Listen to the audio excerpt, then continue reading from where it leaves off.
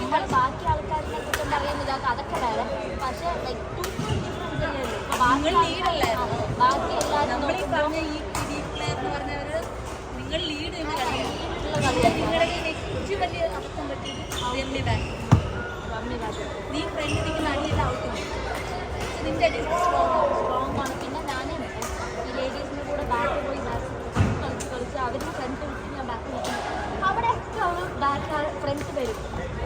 Friends ആവുന്ന ഡ്രോപ്പൊക്കെ അടിപൊളി. എനിക്കറിയാം അന്ന് ഇവിടെ കളിച്ച് പോകുന്നതിന് ആളൊന്ന് ബാക്കിൽ കയറാണ് ബാക്കിൽ ഫ്രണ്ടിലാകുമ്പോൾ അവർ കൺട്രോൾ ചെയ്ത് വെക്കുന്ന ലൈഫ് കറക്റ്റായിരുന്നു. അതേ വിമൻ്റെ കൂടെ ഫസ്റ്റ് കളി അത് ലീഡായിരുന്നു. അതാണ് അല്ല കോച്ചും അതാണ് പറഞ്ഞത്. നിന്റെ മിസ്റ്റേക്കാണ് ഈ ബാക്കി പറയുന്ന കാര്യങ്ങൾക്ക് അത് ടോട്ടലി അത് ബാക്കി ആൾക്കാർക്ക്. പക്ഷെ നിന്റെ കളി കമ്പയർ ചെയ്യുമ്പോൾ ഭയങ്കര മോശമാണ്. എത്ര ഔട്ടാണ് പോയത്, അതിലൊരു രണ്ട് ഔട്ട് പോയിന്റ്. പിന്നെ ലാസ്റ്റ് ഞാൻ എന്താ പറയുക 19 ആയ വരെ എനിക്ക് ഹോപ്പുണ്ടായിരുന്നു. ലാസ്റ്റ് 20 ഔട്ട് 21 ഔട്ട് ഞങ്ങൾ കളിച്ചില്ലേ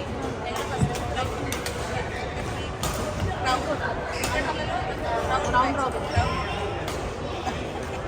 അവർക്ക് 14 ഞങ്ങൾക്ക് 17 അല്ല ഞങ്ങൾക്ക് അവർ അന്നത്തെ 14 17 കഴിഞ്ഞ് തിരിച്ചു 20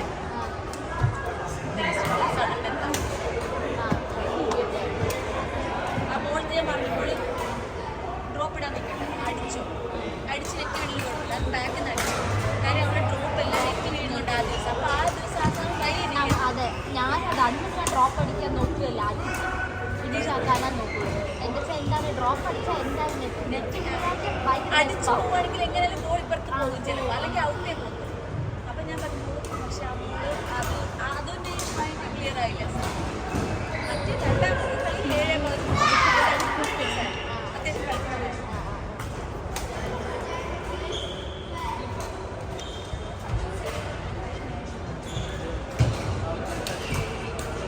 നമ്മുടെ മുന്നിലേക്ക് നോക്കുമ്പോഴേക്കും പേടിക്കാൻ പാടില്ല. അടുത്ത വലിയ പ്ലെയറാണ്. ആ മൈൻഡ് സെറ്റ് മാറിയാൽ അങ്ങനെ കളി പിടിക്കാൻ പറ്റും.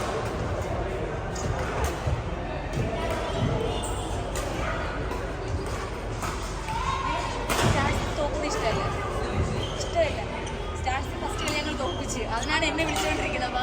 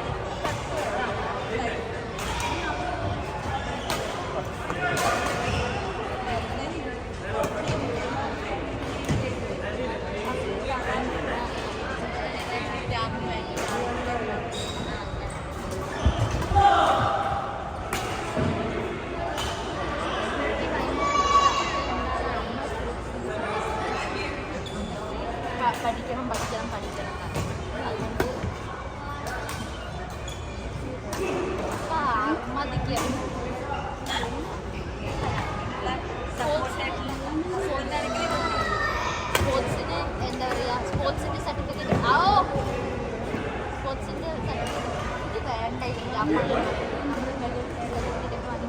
ചിലപ്പോൾ ചില ദിവസങ്ങളിൽ ഞാൻ ഉണ്ടാക്കും. അപ്പം നമ്മൾ ആദ്യം ഞാനിവിടെ പഠിക്കുമ്പോൾ ഒരു കോർണർ ഡെസ്ക് ടേബിളായിരുന്നു. അപ്പം ഞാൻ ആ കോർണർ ഡെസ്കിൽ നമ്മൾ ബുക്സൊക്കെ അവിടെ വെച്ചു ഷീൽഡൊക്കെ കാണാൻ വേണ്ടി അല്ല